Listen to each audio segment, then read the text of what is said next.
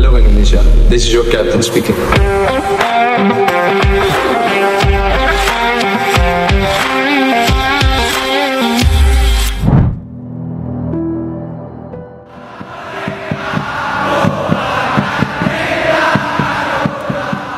Mei adalah fase genting kompetisi sepak bola, di mana nasib sebuah klub ditentukan. Di sini peran kapten menjadi sakral. Mereka harus memastikan fokus tim tetap penuh, mental rekan lain masih kuat, dan target harus dipenuhi. Indonesia harus bangga, sebab tidak seperti biasa, para andalannya kini punya peran vital di klubnya masing-masing. Di saat genting seperti ini, mereka bukan lagi sekadar pembeda, melainkan pemimpin di lapangan. Seperti biasa, akhir pekan dihiasi liga-liga seluruh dunia. Akhir pekan kemarin juga sama. Bedanya tensinya lebih tinggi. Pemain tak boleh bikin kesalahan lagi. Para pemain timnas Indonesia tak ketinggalan bertarung di lapangan. Mereka mempertahankan kehormatan tim yang dibela.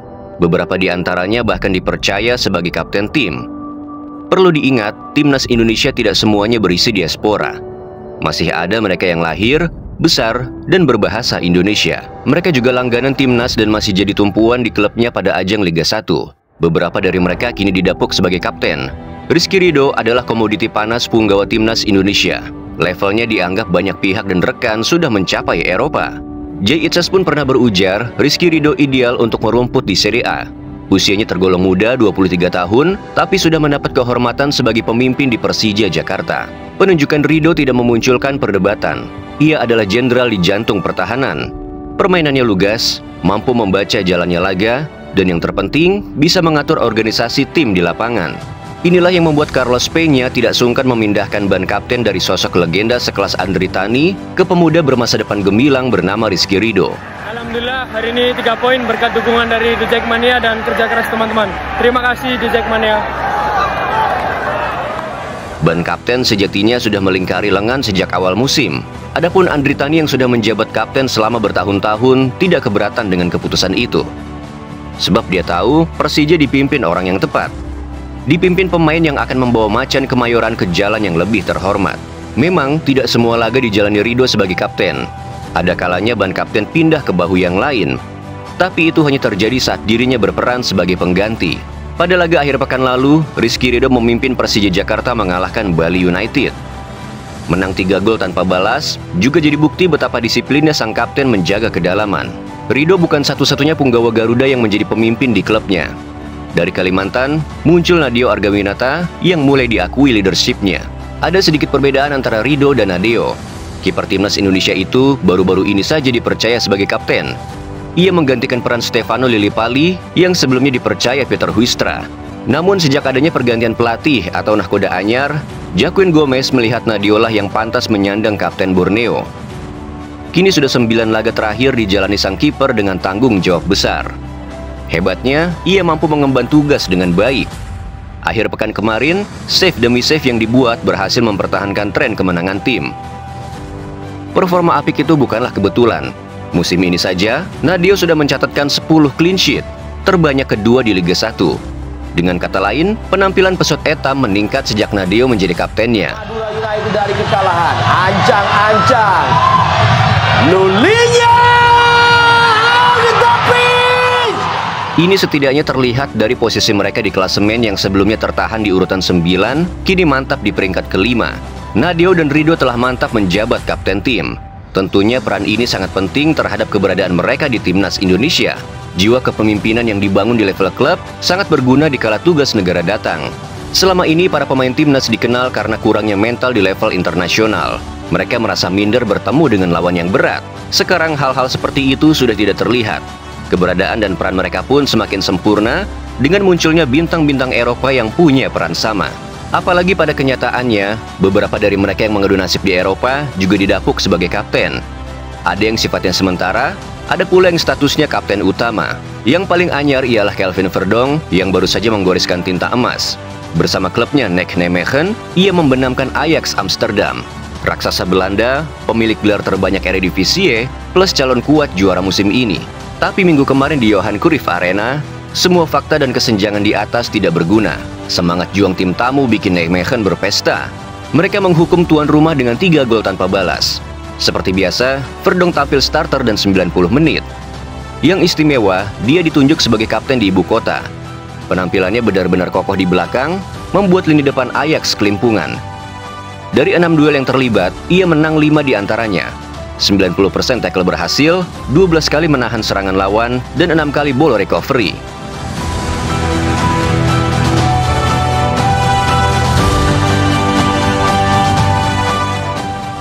Aksi Verdong tak hanya berguna untuk lini belakang. Serangan juga senantiasa dia lancarkan, yang berdampak pada kemenangan mutlak 0-3. Bagi Kelvin, ini kesempatan langka yang harus dimanfaatkan semaksimal mungkin. Itulah yang ia tanamkan dalam pikiran dan dilaksanakan di lapangan. Terakhir sudah pasti penjaga marwah Garuda, pemain yang sedang hangat diperbincangkan di Italia, Jay Itzes. Ia baru saja memberikan kemenangan kedua untuk Venezia sepanjang 2025. Hebatnya lagi, yang mereka kalahkan adalah Fiorentina, tim yang tengah memperjuangkan tempat di Eropa. Deretan pemain jempolan La Viola tak sanggup melewati pengawalan kapten timnas Indonesia. Fiorentina memang tampil mendominasi. Serangan gencar dilancarkan selama 90 menit pertandingan. Tapi untuk mencetak gol, nanti dulu. Lucas Beltran, Yacine Adli, Robin Gosens, sampai Nicolo Fagioli harus lebih dulu melewati Jay Itzes. Inilah yang tak sanggup dilakukan mereka. Performa Jay semakin menanjak sejak dipercaya sebagai kapten. Ia tidak kehilangan 1 menit pertandingan pun.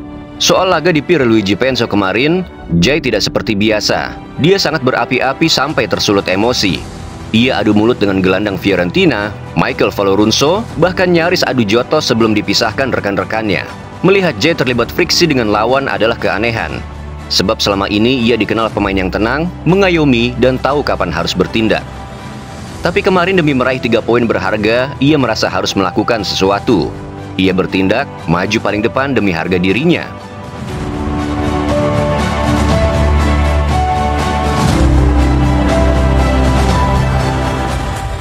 Akhir pekan kedua di bulan Mei menjadi catatan tersendiri untuk para punggawa timnas Indonesia.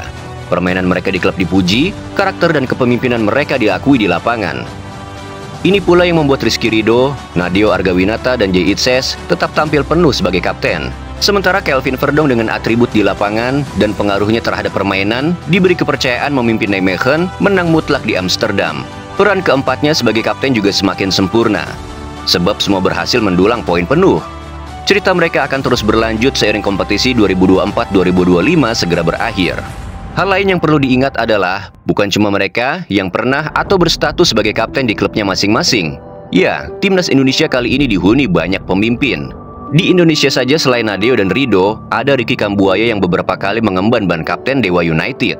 5 pertandingan dilakoni sang gelandang sebagai kapten. 4 diantaranya berujung kemenangan. Hanya saja 3 laga terakhir ban kapten Dewa United kembali ke lengan Risto Mitrevski. Di luar, pemain lain yang pernah menyandang kapten adalah Marten Pas.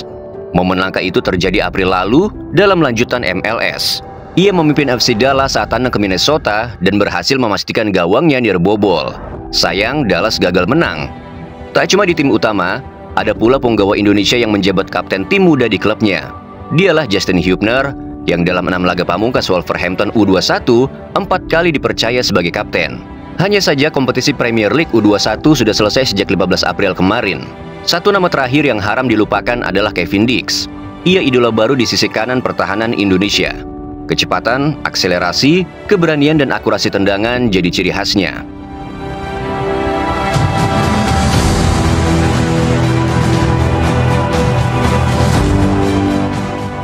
Bisa dibilang ia pemain Indonesia yang karirnya paling mengkilap di Eropa. Bagaimana tidak, Manchester United sudah ia permalukan, Liga Champions sudah dicicipi, juara Liga sudah dimenangi, namanya sudah harum di Denmark. Ia pilar utama FC Copenhagen selama 3 musim. Sejauh ini sudah 3 kali Dix tampil sebagai kapten. Sayang ia harus mengakhiri kompetisi lebih cepat. Tercatat sejak 13 April, Kevin Dix menepi gara-gara cedera hamstring. Tidak ada lagi aksinya sampai musim 2024-2025 selesai. Namun musim depan, kita akan melihatnya di liga yang lebih terhormat, Bundesliga Jerman. Ini fenomena baru untuk timnas Indonesia, yang mana skuadnya dihuni para kapten dari berbagai benua. Harapannya, fenomena ini bisa berdampak besar untuk permainan dan hasil akhir, untuk mental dan pola pikir, untuk hari ini dan hari esok, untuk yang sekarang bermain, sampai nanti mereka-mereka yang muda yang meneruskan. Dan inilah wajah baru timnas Indonesia. Sebuah tim yang tak lagi hanya mengandalkan talenta, tapi sudah dibalut dengan kematangan, kedewasaan, dan jiwa kepemimpinan. Dulu kita sering mengeluhkan soal mental bertanding pemain Indonesia, tentang bagaimana mereka gugup saat bertemu tim besar, tentang bagaimana tekanan membuat mereka tenggelam. Tapi hari ini, narasi itu mulai berubah. Sebab para pemain ini bukan lagi anak-anak yang hanya mengikuti arus. Mereka sudah menjadi sosok yang menentukan arah arus itu sendiri. Mereka adalah sosok yang berdiri paling depan saat problem menerpa klub, yang tetap tegak ketika ribuan mata menuntut hasil.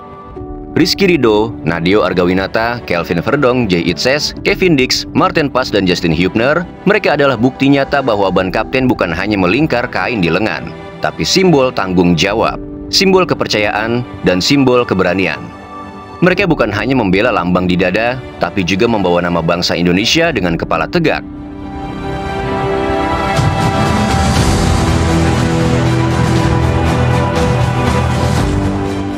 Yang lebih membanggakan, status sebagai kapten itu bukan diberikan karena popularitas, bukan karena senioritas, tapi karena kualitas dan pengaruh mereka di lapangan. Karena mereka bisa menenangkan rekan-rekannya saat panik, bisa mengangkat semangat tim ketika tertinggal, dan bisa menunjukkan jalan saat yang lain kehilangan arah. Inilah generasi baru Indonesia yang tak hanya ingin bermain di level atas, tapi juga ingin memimpin di level itu. Mereka adalah fondasi masa depan, batu pijakan untuk generasi berikutnya. Yang muda akan belajar dari mereka, dan dari sanalah tongkat estafet kepemimpinan akan terus mengalir. Jika dulu kita hanya berharap kepada 1 atau 2 bintang, hari ini kita punya banyak bintang yang tak hanya bersinar, tapi juga mampu menjadi kompas. Yang dulu kerap jadi cerita minor, sekarang bisa menjadi legenda. Dan mungkin di tahun-tahun mendatang, saat lagu kebangsaan Indonesia Raya berkumandang di stadion-stadion besar dunia, kita bisa menatap layar dengan bangga. Seraya berkata, mereka pernah memimpin klubnya, kini mereka memimpin di negeri ini. Sebab tim besar tak hanya dibentuk dari kaki yang lincah, tapi dari hati yang bijaksana dan jiwa yang tak pernah sedikit pun merasa takut. Dan kini, timnas Indonesia punya keduanya. Maka dengan semua itu, bersiaplah dunia, Indonesia akan datang.